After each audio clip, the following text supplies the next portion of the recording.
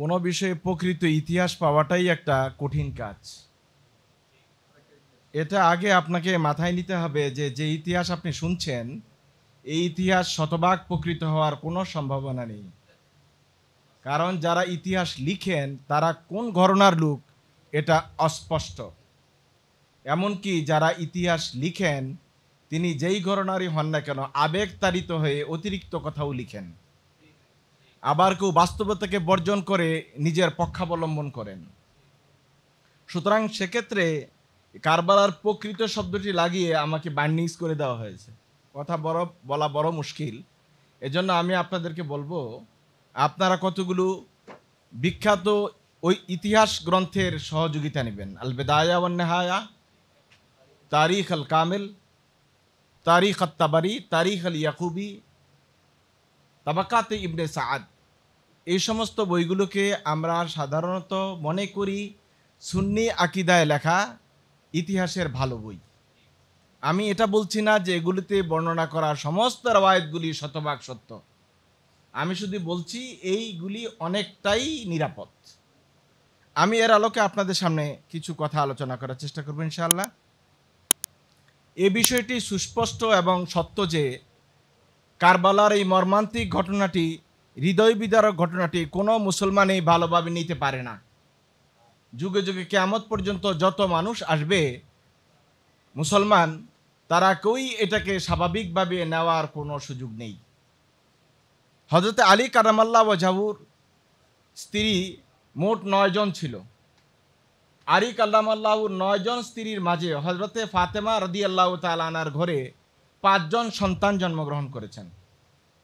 আমরা দুজনের নাম খুব বেশি জানি, হযরতে হাসান এবং হুসাইন রাদিয়াল্লাহু তাআলা আনহুমা। তাছাড়া তাদের আরেক ভাই ছিল, ওনার নাম ছিল মুহসিন। 2 বোন ছিলেন জায়নাব এবং উম্মে কুলসুম।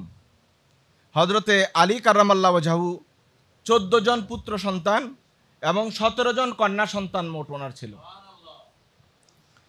তো তিনি তার সন্তানদেরকে এবং তার মেয়েদেরকে, পুরুষ এবং কন্যা সন্তানদেরকে তিনি নাম রাখার ক্ষেত্রে সবচেয়ে বেশি প্রায়োরিটি দিয়েছেন সাহাবায়ে কেরামদের নামকে, খোলাফায়ে রাশিদার নামকে।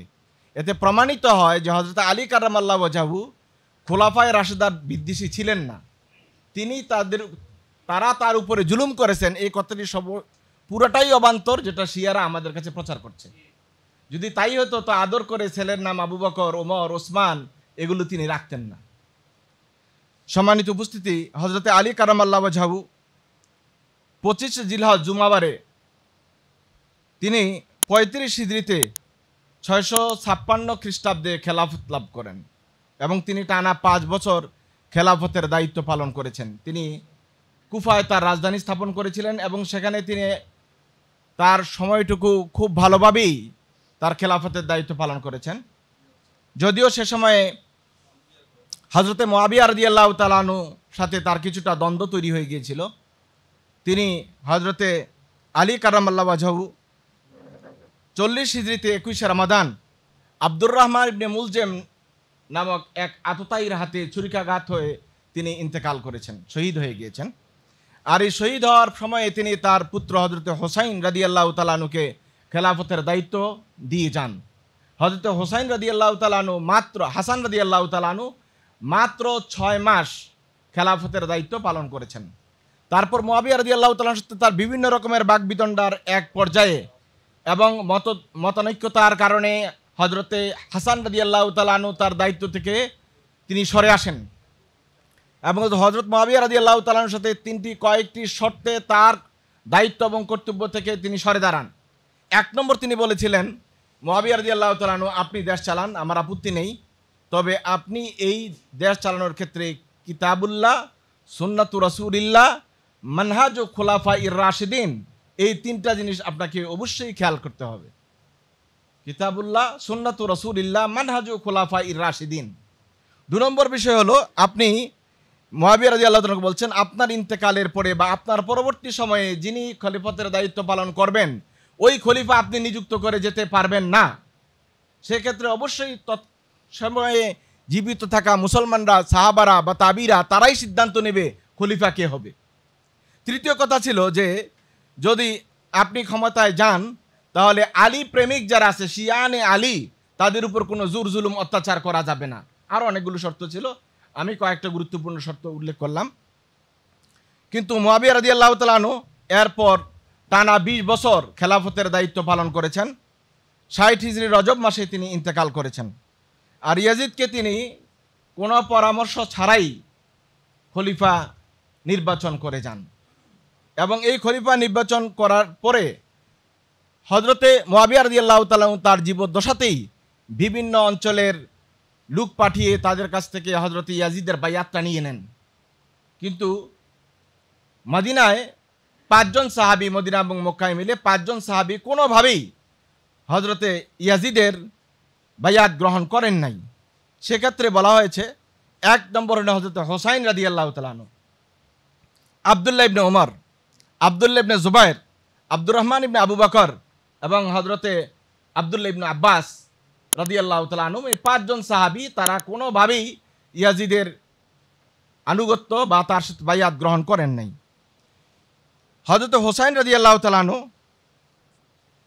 মদিনা থেকে, মদিনার আমিরের চাপের কারণে মদিনা থেকে তিনি গা ঢাকা দিয়ে মক্কায় চলে গেলেন এবং সেখানে গিয়ে হযরতে আব্বাসের বাড়িতে তিনি অবস্থান শুরু করলেন। এদিকে যখন কুফার লোকেরা জানতে পারল যে হযরতে হোসাইন রাদিয়াল্লাহু তাআলা আনহু আনুগত্য করেন নাই এবং তারা ইয়াজিদের কথা মেনে নেননি, আর ওদিকে কুফাবাসী হযরতে আলী এবং হাসান রাদিয়াল্লাহু তাআলার সাথে যে আন্তরিকতা প্রকাশ করেছিল, তার আন্তরিকতা আরও বহুগুণ তারা দেখাতে চেষ্টা করলো। তারা সে সময় সুলাইমান ইবনে সারাদ আল খুজাই রাদিয়াল্লাহু তাআলা আনহু, তিনি তখন কুফায় অবস্থান করছিলেন, তার বাড়িতে জমায়েত হয়ে সেখান থেকে পরপর 53টা চিঠি লিখে 3 জন মানুষের মাধ্যমে দাওয়াত দিয়ে হযরতে হোসাইন রাদিয়াল্লাহু তাআলাকে কুফায় আসার জন্য বললেন। হযরতে হাসান রাদিয়াল্লাহু তাআলার মৃত্যুর আগে হোসাইন রাদিয়াল্লাহু তাআলাকে সতর্ক করে দিয়েছিলেন, সকল মানুষকে বিশ্বাস করলেও কুফার মানুষকে কখনো বিশ্বাস করবে না, কারণ কুফার মানুষদের সম্পর্কে একটা আরবি প্রবাদ আছে, আল কুফি লা ইউয়াফি, কুফি কখনো কথা রাখে না। সুতরাং তিনি বলছিলেন, ভাই আর যা করো এটা করিও না, কিন্তু বারবার চিঠি লেখার কারণে আল্লাহ তাআলার পক্ষ থেকে যেহেতু মুকাদ্দার, তার হায়াত ওখানেই শেষ হবে, তিনি সেখানেই চলে গেলেন এবং 53টা চিঠি তিনি পরে আবেগ আপ্লুত হয়ে আবার পাল্টা চিঠি লিখলেন।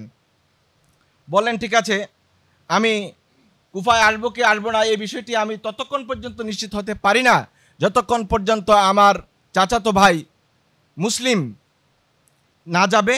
সে যাবে এবং সেখানে গিয়ে আমার সাথে আমার আরও 5 জন আত্মীয় যাবে, তারা গিয়ে ফিল্ডে বিষয়টাকে মনিটরিং করবে, আসলে কি ওখানকার মানুষেরা আমার প্রতি দয়ার্দশীল কিনা এবং তারা আমাকে চায় কিনা। এবং তারা চিঠিতে সেখানে মুসলিম গেলেন এবং মুসলিম ইবনে আকিল, তিনি বিখ্যাত তাবেঈ, তিনি গেলেন এবং সেখানে গিয়ে হযরতে হোসাইন রাদিয়াল্লাহু তাআলা, তিনি চাচাতো ভাই, সেখানে তার দলটা গিয়ে, টিমটা গিয়ে খোঁজ খবর নিয়ে তারা নিশ্চিত হলেন যে কুফাবাসী হযরতে হোসাইন রাদিয়াল্লাহু তাআলাকে সর্বতভাবে সহযোগিতা করবেন। যদিও হযরতে মুসলিম ইবনে আকিল তাদের ধোকায় পড়েছিলেন, তাদেরকে বুঝতে পারেননি, তখন তিনি একটা চিঠি লিখলেন। চিঠির ভাষাটা যা ঐতিহাসিকরা লিখেছেন সেটা হলো, আম্মা বাদু ফা ইন্নার রাইদা লা ইউকাযযিবু আহলাহু, নেতা কখনো তার অনুগতদের কাছে মিথ্যা কথা বলে না। ইন্না জামিয়া আহলিল কুফাতে মাক, সমস্ত কুফাবাসী আপনার দলে আছে, আপনাকে ভালোবাসে, পছন্দ করে। ফাকবিল হিনা তানজুরু ইলা কিতাবি, যখনই আপনি আমার চিঠিটা পড়বেন, পড়ার সাথে সাথেই কুফায় আসার সিদ্ধান্ত নিয়ে নেবেন। এই চিঠি পাওয়ার পরেই হুসাইন রাদিয়াল্লাহু তাআলা আনহু কুফায় আসার জন্য দৃঢ় সিদ্ধান্ত নিয়ে নিলেন। ইবনু কাসির রাহিমাহুল্লাহ তার কিতাব আল বিদায়া ওয়ান নিহায়া, এই কিতাবে তিনি 8ম খণ্ড, উনি সেখানে বিষয়টি স্পষ্ট করেছেন। তিনি বলছেন, লাম্মা ইস্তাশারান নাসু খুরুজাহু আশফাকু আলাইহি মিন যালিকা ওয়া হাযযারুহু, যখন সাহাবায়ে কেরাম এবং প্রখ্যাত তাবিঈনরা জানতে পারলেন যে হযরতে হোসাইন রাদিয়াল্লাহু তাআলা কোনো কিছুর তোয়াক্কা না করে তিনি কুফায় চলেই যাবেন, সবাই তাকে পরামর্শ দিতে লাগলো, কোনোভাবেই আপনি ওয়াশারা আলাইহি জুউর রায় মিনহুম ওয়াল মুহাব্বাতে লাহু বিআদামিল খুরুজি ইলাল ইরাক, বলল যে যারা ভালোবাসা রাখে, ওনাকে পছন্দ করে, সবাই বললেন, হুজুর এই ভুলটা করবেন না, আপনি কখনোই ইরাকে যাবেন না। ইরাকের মানুষরা কথা দিয়ে কথা রাখে না। সেক্ষেত্রে আব্দুল্লাহ ইবনে আব্বাস হজরতে হোসাইন রাদিয়াল্লাহু তাআলার এক বৈমাত্রীয় ভাই মুহাম্মদ ইবনুল হানাফিয়া তিনি এবং হজরত আব্দুল্লাহ ইবনে আমর, জাবির ইবনে আবদুল্লাহ, আবু সাঈদ আল খুদরি, হজরতে আব্দুল্লাহ ইবনে জুবাইর, আবু বকর ইবনে আব্দুর রহমান, আব্দুল্লাহ ইবনে মুতি এবং সাঈদ ইবনুল মুসাইয়্যিব সহ বড় বড় সাহাবা এবং তাবিরা বারবার ওনাকে সতর্ক করলেন এবং বললেন কুফা যাওয়া আপনার ঠিক হবে না। কিন্তু তিনি কারো কথারই তোয়াক্কা করেন নাই, যেহেতু আজালে লেখা আছে তিনি সেখানেই যাবেন।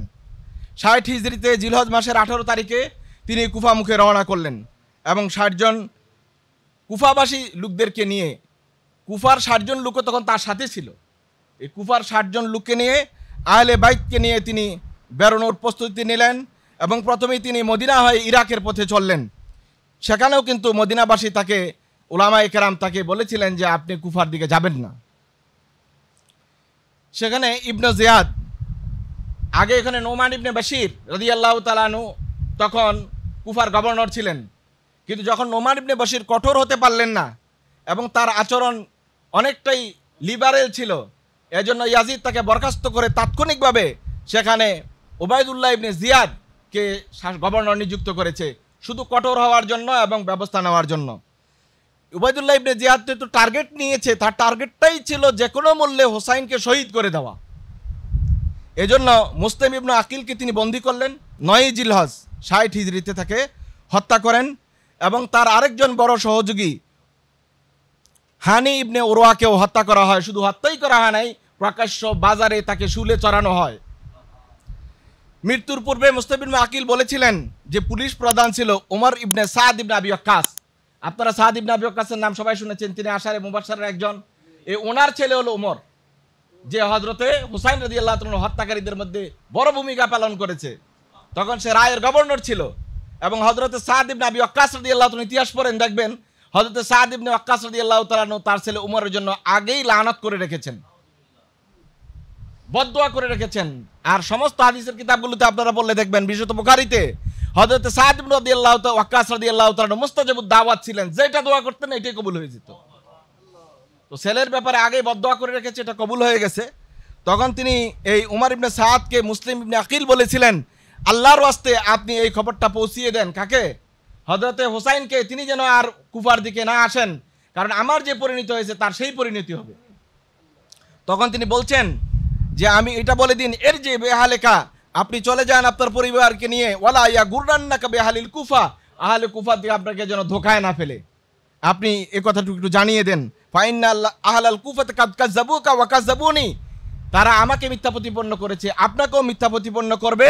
ওয়ালাইসাল কাযিবিন রায়ুন, যারা মিথ্যাবাদী তাদের কোনো দৃঢ় সংকল্প বলতে কিছু থাকে না, মিথ্যুকদের কোনো চরিত্র নাই।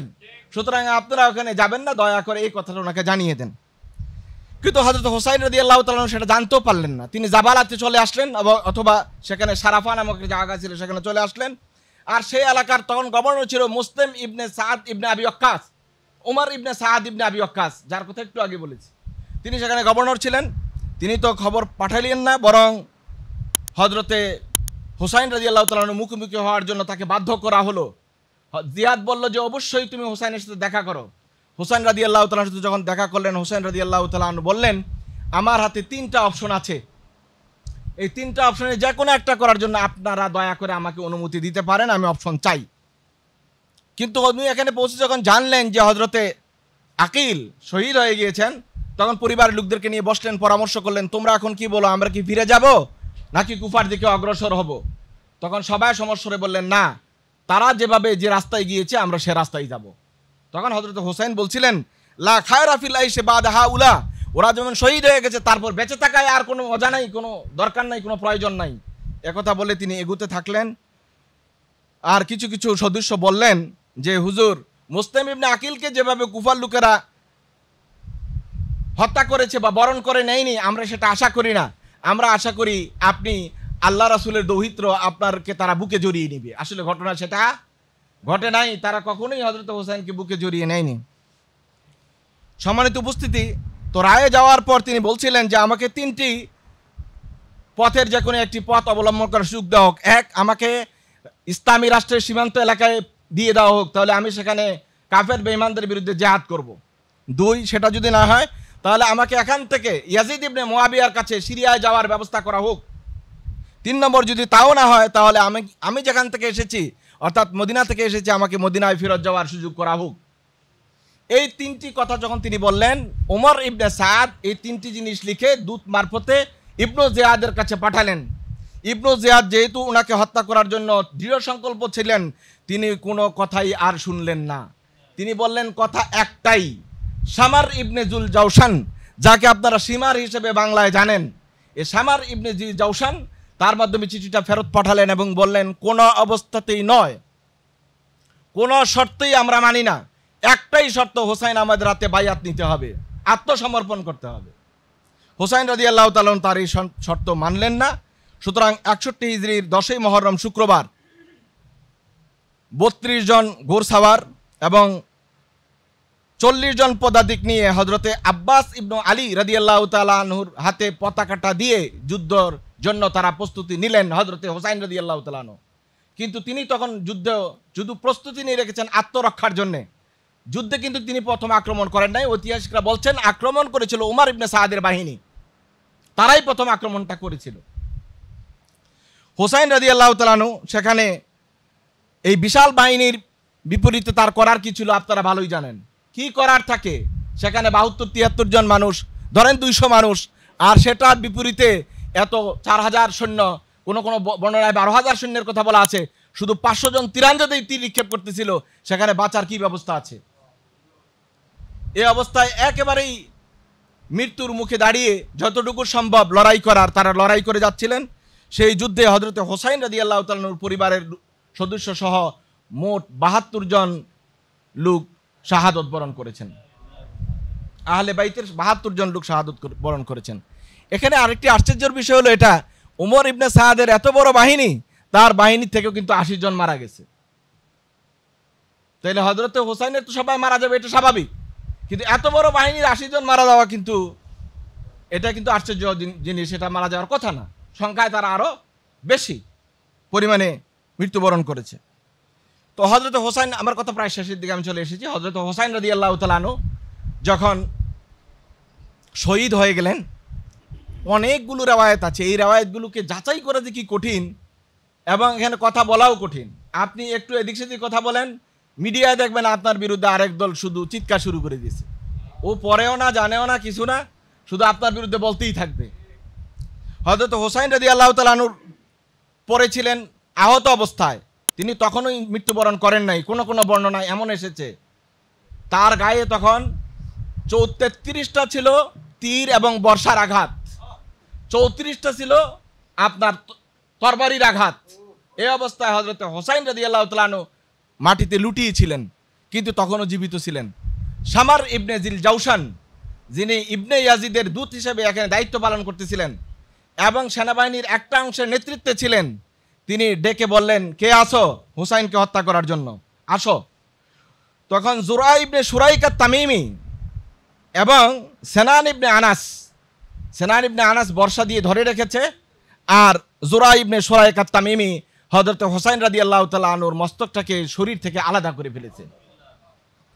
এই অবস্থায় হযরত হোসাইন রাদিয়াল্লাহু তাআলা আনহুর কর্তৃত মাথাটাকে নিয়ে হাউলি ইবনে ইয়াজিদ আল আসবাহি সে ইবনে জিয়াদের দরবারে পৌঁছে যায়। ইবনে জিয়াদ হযরত হোসাইন রাদিয়াল্লাহু তাআলা আনহুর একমাত্র সন্তান, আলী জাইনুল আবেদিন ছাড়া আর কেউ তখন জীবিত ছিলেন না।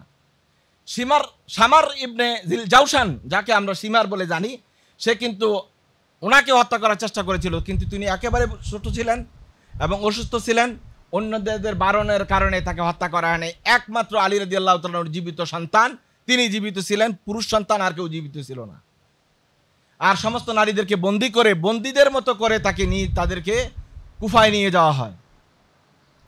এ বিষয়ে ইবনু জিয়াদের ঘটনাটি ইমাম বুখারী আলাইহির রাহমা তার কিতাবে ফাদাইলুস সাহাবা অধ্যায়ে বাবু মানাকিবিল হাসান ওয়াল হুসাইন, এখানে 3538 নম্বর হাদিসে উল্লেখ করেছেন। আন আনাস ইবনে মালিক রাদিয়াল্লাহু তাআলা আনহু قال উতিয়া উবাইদুল্লাহ ইবনে জিয়াদ বিরাসিল হুসাইন, ইন্তেকালের পরে হযরতে হুসাইন রাদিয়াল্লাহু তাআলা আনহুর মস্তকটি ইবনে জিয়াদের দরবারে নিয়ে যাওয়া হলো। তখন ইবনে জিয়াদ ফাজালা ফি তাসতিন, একটি বড় তস্তরির মধ্যে, পাত্রের মধ্যে তার মাথাটা, মস্তকটা রাখা হলো। আনাস রাদিয়াল্লাহু তাআলা আনহু বলেন যে এটা দেখার পর জাআলা ইয়ানকুতু ওয়া কালা হাসফি হুসনিহি শাইয়ান, ইবনে জিয়াদ একটা লাঠি দিয়ে তার মাথায় গুঁতো মারতেছিলেন এবং তার সৌন্দর্যের প্রশংসা করতেছিলেন। কারণ হযরতে হোসাইন এত বেশি সুন্দর ছিলেন, আল্লাহ রাসূল সাল্লাল্লাহু আলাইহি ওয়াসাল্লামের অবিকল চেহারা ছিল হোসাইন রাদিয়াল্লাহু তাআলা। আমি বলছি না, হযরত আনাস বলছেন, হাদিসের পরের অংশ শুনেন। কালা আনাসুন কানা আশবাহুম বিরাসূলিল্লাহি সাল্লাল্লাহু আলাইহি ওয়াসাল্লাম, আল্লাহ রাসূলের চেহারার পুরো ঝলকটা হযরতে হোসাইন রাদিয়াল্লাহু তাআলা আনহুর মধ্যে ছিল। ওয়া কানা মাখদুবান বিল ওয়াশামাতে, তিনি তার দাড়িটাকে রঞ্জিত করে রেখেছিলেন, মেহেদি দিয়ে রঞ্জিত করে রেখেছিলেন। আর এই রঞ্জিত সুন্দর শ্বশ্রুমণ্ডিত একটি উজ্জ্বল চেহারা, এটাকে দেখে আবার ইবনে জিয়াদ প্রশংসাও করেছে। বর্ষা এবং তীরের আঘাতে জর্জরিত হয়ে, কর্তৃত্ব হয়ে, মস্তক কর্তৃত্ব হয়ে ইবনে জিয়াদের পাত্রের সামনে রাখা হযরতে হোসাইন রাদিয়াল্লাহু তাআলা আনহুকে নিরাপদ মনে করছিলেন না। তখনও কিন্তু ইবনে জিয়াদের কম্পন সৃষ্টি হয়ে গিয়েছিল। তখন সে চিঠি লিখল যে ইয়াজিদের কাছে, যে তার মস্তক সহ, তার পরিবার সহ আমি কি করব। চিঠির উত্তর আসলো যে তাদেরকে এখনই সিরিয়ায় রওনা করে দেওয়া হোক, সিরিয়া নিয়ে যাওয়া হয়েছে। বর্ণনা বিভিন্ন রকমের। হযরতে হোসাইন রাদিয়াল্লাহু তাআলা আনহুর মাথা এবং শরীর দুইটা কি এক জায়গায় নাকি ভিন্ন জায়গায়, ঐতিহাসিক অনেক কথা বলেছেন। শিয়াদের দাবি হলো ওনার মাথা এবং শরীর দুটোটাই কারবালায় আছে এবং কারবালায় সেখানে তাকে দাফন করা হয়েছে। এখানে হযরতে হোসাইনের মাজার, যেটা এখন কারবালায় আছে ইরাকে। আর সুন্নিরা বলছেন তার মস্তক নিয়ে যাওয়া হয়েছিল আপনার হযরতে ইয়াজিদের কাছে, আর ইয়াজিদ তাকে সেখানে দাফন করেছিল। আবার পরবর্তী এক সময়ে ফাতিমিদের সময়ে তার মস্তককে সেখান থেকে উত্তোলন করে নিয়ে যাওয়া হয়েছিল মিশরে, যেখানে হযরতে হোসাইন রাদিয়াল্লাহু তাআলা নামে একটি মসজিদও রয়েছে। সুতরাং আল্লাহ সুবহানাহু ওয়া তাআলার হিকমত দেখেন, এটা নিশ্চিত করে কেউ বলতে পারে না হযরতে হোসাইন রাদিয়াল্লাহু তাআলার মস্তকটা কোন জায়গায় দাফন করা হয়েছে। আল্লাহ তাআলা তো চেয়েছেন যে লোকেরা যেন মাজার পূজারি হয়ে না যায়। কেউ সঠিকভাবে জানলে সেখানেই তো পূজা শুরু হয়ে যাবে। কিন্তু তারপরেও শিয়ারা কিন্তু তাদের সমান তালে হযরতে হোসাইন রাদিয়াল্লাহু তাআলার মাজারও সেখানে রয়েছে। এর আগে কার কথা বলেছি? মুসলিম ইবনে আকিলের কথা বলেছি, তার মাজার রয়েছে। এর আগে হানি ইবনে উরওয়ার কথা বলেছি, তার মাজারও রয়েছে। সবচেয়ে বড় বিষয় হলো ইবনে কাসির রাহমাহুল্লাহ লিখছেন, যখন তাদেরকে ইয়াজিদের কাছে নিয়ে যাওয়া হলো, ইয়াজিদ হযরতে হোসাইন রাদিয়াল্লাহু তাআলার পরিবারবর্গকে দেখে খুব আফসোস করলেন এবং কান্নাকাটি করলেন, বন্দীদের সাথে সদাচার করলেন এবং তাদেরকে সসম্মানে মদিনায় ফিরে যাওয়ার ব্যবস্থা করলেন। সকল আর্থিক সুবিধা তাদেরকে দান করেছেন। জানি না বর্ণনা ইবনে কাসিরের। সুতরাং এই সকল সব বর্ণনায় কোনটা সত্য কোনটা মিথ্যা, এগুলো পুরাটাই আমাদের কাছে এখন ধোঁয়াশা। আমরা এটা জেনেছি যে হযরত হোসাইন রাদিয়াল্লাহু তাআলা শহীদ হয়ে গিয়েছেন, এটাই বাস্তবতা। কুফাবাসী তাকে ন্যূনতম পরিমাণ কোনো সহযোগিতা করে নাই। আর ওই প্রবাদ আবারও প্রমাণিত হয়েছে, আল কুফি লা ইউয়াফি, কুফুরের লোকেরা কখনোই তাদের ওয়াদা রক্ষা করে না। সম্মানিত ভাইরা, হযরতে হোসাইন রাদিয়াল্লাহু তাআলা ইন্তেকাল করে গেছেন, শহীদ হয়ে গিয়েছেন। আল্লাহ তাকে শাহাদাতের মর্যাদায় কবুল করেছে, এটা হলো সবচেয়ে বড় বিষয়। আল্লাহ তাআলা তাকে জান্নাতের মেহমান করবেন, জান্নাতের সকল যুবকদের তিনি নেতৃত্ব দিবেন, সহিহ হাদিস দ্বারা প্রমাণিত হয়েছে। আল্লাহ সুবহানাহু ওয়া তাআলা আমাদের সবাইকে সত্যের সাথে থাকার, দ্বীনের সাথে থাকার তৌফিক এনায়েত করুক। আমিন। ওয়া আখিরু দাওয়ানা আলহামদুলিল্লাহি রাব্বিল আলামিন। ওয়া মা তৌফিক ইল্লা বিল্লাহ। আসসালামু আলাইকুম ওয়া রাহমাতুল্লাহি ওয়া বারাকাতুহু।